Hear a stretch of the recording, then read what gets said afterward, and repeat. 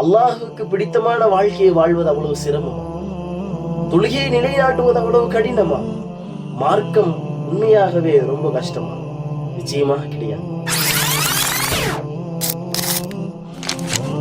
நம்மிடத்திலிருந்து விடைபெற்று சென்ற ரம்லானுடைய மாதம் நம் எல்லாருக்கும் ஒரு பாடம் சொல்லி கொடுத்திருக்கிறது.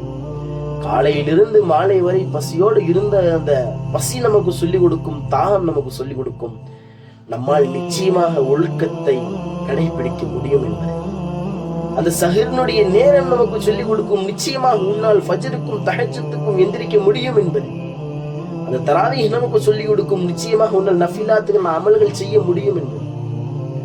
அந்த இஃப்தாருடைய நேரத்தில் காத்திருக்கும் அந்த பொறுமை நமக்கு சொல்லிக் கொடுக்கும், நிச்சயமாக வாழ்க்கையில் எந்த சிரமம் வந்தாலும் உன்னால் பொறுமையை கையாள முடியும் என்பது. பாத்தீங்களா, எங்கேயுமே மார்க்கம் சிரமமாக இல்லை, எங்கேயும் மார்க்கம் கஷ்டமாக இல்லை. சிரமம் எங்க தெரியுமா? நம்மளுடைய சிந்தனையில் தான் இருக்கிறது.